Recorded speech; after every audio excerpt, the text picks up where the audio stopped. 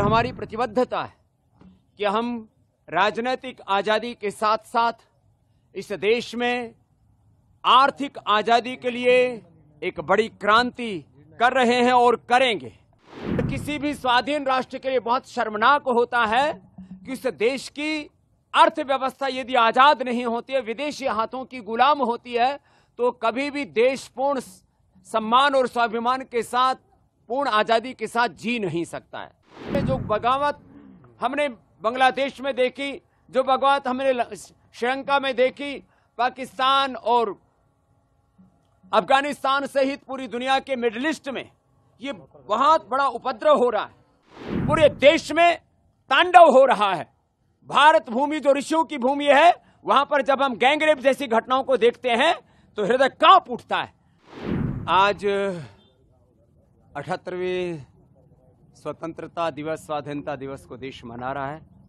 प्रथम तो सभी देशवासियों को 78वें स्वतंत्रता दिवस की शुभकामनाएं और 5 लाख से ज्यादा वीर वीरांगनाओं की शहादत, बलिदान, शौर्य की बदौलत जो हमने ये आज़ादी पाई है, उन तमाम वीर वीरांगनाओं, ऋषि ऋषिकाओं के प्रति कृतज्ञता का भाव अपने हृदय में संजो करके समस्त ऋषि ऋषिकाओं, वीर वीरांगनाओं के सपनों को पूरा करने के लिए प्रतिबद्ध होने का दिवस है। और हमारी प्रतिबद्धता है कि हम राजनीतिक आज़ादी के साथ साथ इस देश में आर्थिक आज़ादी के लिए एक बड़ी क्रांति कर रहे हैं और करेंगे। क्योंकि पूरी दुनिया की संपत्ति पर, संसाधनों पर, वैभव ऐश्वर्य पर 1% से भी कम लोगों का एकाधिकार है। उन साम्राज्यवादी ताकतों ने अपने क्रूर पाशों में पूरी दुनिया की सारी संपत्ति को एक तरह से रौंद रखा है, उन्होंने अपने हाथों में जकड़ रखा है। तो इस देश को आर्थिक आजादी मिले। ईस्ट इंडिया कंपनी से लेकर के ब्रिटिशर्स ने 1000 लाख करोड़ रुपए की इस देश में लूट की।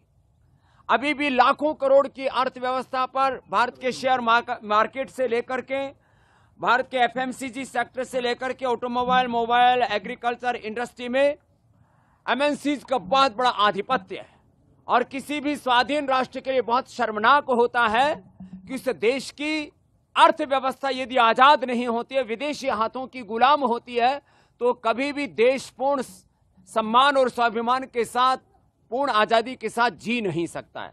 तो हमने इस बार के 78वें स्वाधीनता दिवस पर यह संकल्प किया है कि हम इस देश में आर्थिक आजादी लाएंगे, स्वदेशी के अभियान को और मुखर करेंगे, शिक्षा की आजादी, मैकाले की शिक्षा के स्थान पर पतंजलि गुरुकुलम, आचार्य कुलम, पतंजलि विश्वविद्यालय और भारतीय शिक्षा बोर्ड के माध्यम से हम मैकाले की शिक्षा पद्धति, जिसमें पढ़े लिखे बेरोजगारों की एक फौज तैयार हो रही है, आगे चल करके उस सामाजिक विद्रोह का कारण बन सकती है।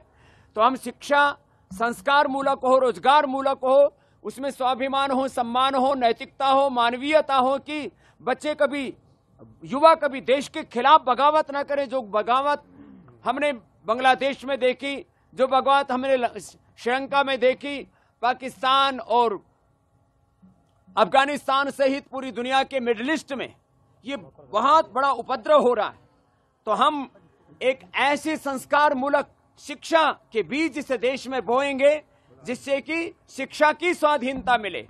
चिकित्सा की स्वाधीनता का तो अभी बहुत बड़ा सपना बाकी है, क्योंकि एलोपैथी की जहरीली दवाइयां खा खा करके करोड़ों लोगों की मौत हर साल हो रही है। हमने दुनिया का इतिहास पढ़ा है कि ब्रिटिशर्स ने पूरी दुनिया में अपना राजनीतिक साम्राज्य कायम करने के लिए 10 करोड़ से ज्यादा लोगों का कत्ल किया। ऐसे ही इस्लाम के नाम पर भी करोड़ों लोगों का कत्ल हुआ है। लेनिन, मार्क्स और माओ की जो क्रांतियों के नाम पर कत्ल हुआ है, विश्व युद्धों में और अलग अलग त्रासदियों में करोड़ों लोग मारे गए। लेकिन हर साल करोड़ों लोग निर्दोष मर रहे हैं जहरीली दवाइयां, सिंथेटिक दवाइयां खा खा करके। जो चिकित्सा की स्वाधीनता का आंदोलन है, पतंजलि वेलनेस योगग्राम निरामयम, इसको हम और मुखर करेंगे। एक तरफ आर्थिक आजादी, दूसरी तरफ शिक्षा और चिकित्सा की आजादी, तीसरी तरफ सांस्कृतिक और वैचारिक आजादी, और रोगों से, नशा से, वासना से इस देश को आजादी दिलाने के लिए, क्योंकि जिस तरह से सोशल मीडिया के माध्यम से एक बहुत बड़ा वैचारिक युद्ध चल रहा है, उसमें भारत के बच्चे और जवान बर्बाद हो रहे हैं। इस तरह से लोगों के दिली दिमागों में वासनाओं की आग भड़क रही है। आए दिन दुराचार, अनाचार, व्यभिचार, गैंगरेप की घटनाएं हो रही हैं। इसका एक कारण है हम योग विमुख या तो हो गए और कर दिए गए, और पूरे देश में तांडव हो रहा है। भारत भूमि जो ऋषियों की भूमि है, वहां पर जब हम गैंगरेप जैसी घटनाओं को देखते हैं तो हृदय कांप उठता है।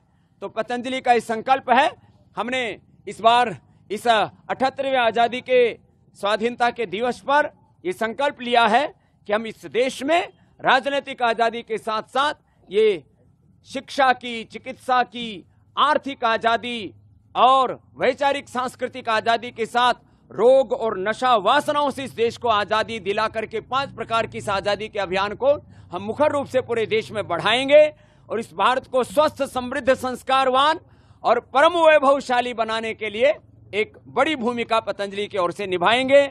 और ये निभाई है पिछले 30-35 वर्षों में पतंजलि अपनी भूमिका। हम 50 वर्षों से इस योग और कर्मयोग के पथ पर चल रहे हैं, अखंड प्रचंड पुरुषार्थ कर रहे हैं। आप जानते हैं सब हरिद्वार वासी, शून्य से यात्रा पतंजलि की शुरू हुई और आज यहां तक पहुंचे। हमने अपने कर्म को अपना धर्म माना है। एक वो वक्त था जब लोगों ने अपनी शहादत, अपने बलिदान देकर के इस देश को आजादी दिलाई थी। आज अपनी जान देने की, शहादत देने की, कुर्बानी देने की जरूरत नहीं है। अपने कर्म से, अपने कर्म को अपना धर्म मान करके राष्ट्र धर्म के रूप में अखंड प्रचंड पुरुषार्थ करते हुए भारत को सशक्त बनाने की आवश्यकता है और वो भूमिका पतंजलि निभा रहा है।